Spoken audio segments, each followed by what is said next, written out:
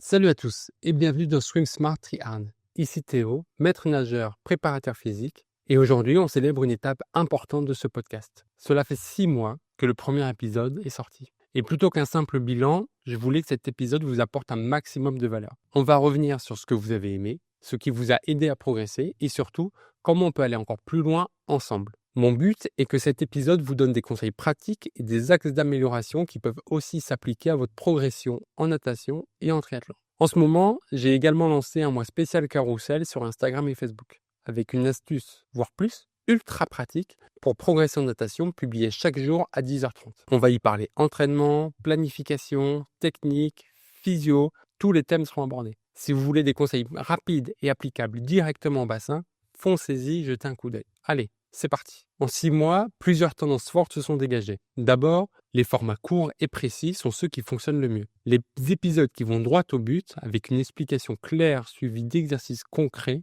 sont les plus écoutés. Et c'est plutôt logique. En natation, ce qui fonctionne, ce n'est pas d'accumuler de la théorie, mais d'avoir des clés simples et efficaces qu'on peut tester immédiatement en bassin. Ensuite, j'ai constaté que beaucoup d'entre vous sont arrivés ici en cherchant des solutions à un problème précis. Comment mieux respirer? Et là, c'est tout bête. Généralement, les gens qui ont du mal à respirer ou qui sont souvent essoufflés, c'est juste des personnes qui n'expirent pas assez dans l'eau. L'idée, c'est quand vous sortez la tête de l'eau pour prendre de l'air, les poumons soient totalement vides pour avoir une inspiration efficace et réflexe. Comment progresser sans s'épuiser? Là, il n'y a pas de secret. C'est la planification d'entraînement, avoir un objectif précis et un plan d'entraînement qui tient la route. La majorité des retours que je reçois viennent de nageurs et de triathlètes qui ont découvert le podcast en cherchant des conseils concrets. Il y a aussi un point qui revient souvent, la diversité des niveaux. Certains auditeurs ont des années d'expérience en natation. Certains visent la qualification au championnat du monde de triathlon.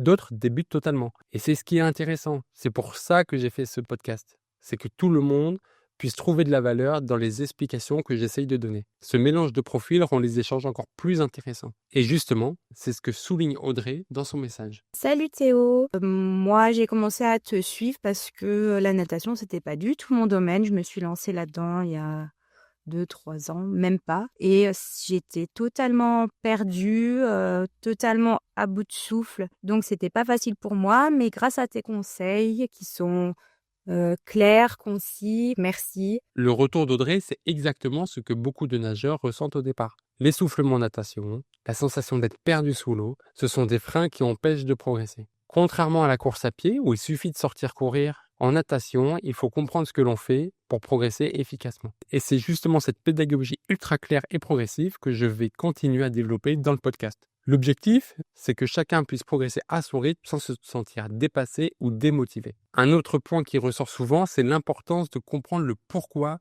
derrière chaque conseil. Et ça, c'est Marie qui en parle très bien dans son message. Moi, j'aime bien, c'est des petits formats courts avec une thématique que tu creuses beaucoup et tu expliques le pourquoi de A à Z. Moi, j'aime bien comprendre, donc c'est vrai que ça me parle plus quand on explique vraiment pourquoi, voilà, que ce soit physiologiquement ou intellectuellement. Le retour de Marie met en avant un point fondamental. En natation, exécuter un mouvement sans comprendre ce qu'il apporte, c'est progresser au hasard. C'est pour ça que j'essaie toujours d'expliquer la logique derrière chaque mouvement. Pourquoi une bonne expiration améliore la glisse? Pourquoi un battement efficace doit partir des hanches et non des genoux? Pourquoi la respiration doit être synchronisée avec la poussée? Tout ça, c'est des réponses que vous aurez dans mon podcast. Mon objectif avec celui-ci, c'est que vous puissiez être autonome dans votre progression.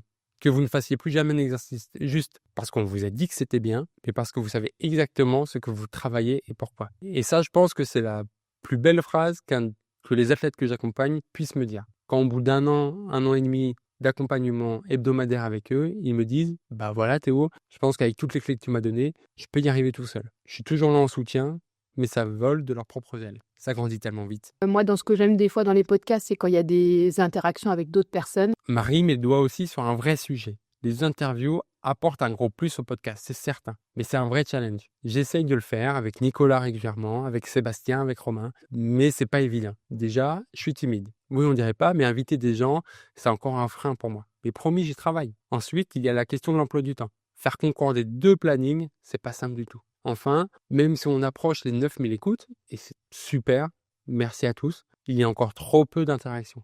Peu de partages, peu de commentaires, peu d'abonnements. Et ça rend un peu plus difficile d'attirer des invités. Mais c'est une piste que je veux développer. Je suis persuadé que cet instant de rencontre, cet instant de partage, c'est ce dont tout le monde a besoin pour progresser, pour se poser les bonnes questions. Donc si vous avez des idées d'invités ou si vous voulez partager votre expérience, n'hésitez pas à me le dire. 6 mois, c'est une belle étape et ce n'est que le début. Grâce à vos retours, je vais affiner le contenu proposé, proposer encore plus de conseils pratiques et peut-être essayer de pérenniser les interviews. Si vous voulez soutenir le podcast, vous pouvez vous abonner, laisser une note sur Spotify ou Apple Podcast, partager cet épisode à un ami nageur ou triathlète et vous abonner. C'est gratuit, ça ne demande pas beaucoup de temps et ça a une grande importance pour moi. Et maintenant, parlons du prochain épisode. Marie m'a posé une super question sur la natation en eau libre. Moi, je fais du triathlon et donc c'est surtout de la longue distance, hein. Je prépare l'Ironman cette année des Sables, donc je vise les 3 km 8, on va dire 4 km avec les défauts de parcours. Est-ce qu'il y a des bonnes ou mauvaises pratiques de piscine à transposer pour l'extérieur? Par exemple, je pense au fait en piscine, on regarde souvent le fond pour naviguer et on nage entre les lignes, alors qu'effectivement, en extérieur, il faut aussi avoir la capacité de relever la tête, de pouvoir quand même garder son dynamisme, même si on regarde où on va. Donc moi, je sais, par exemple, en extérieur, j'ai pris l'habitude de regarder devant toutes les 5 respirations.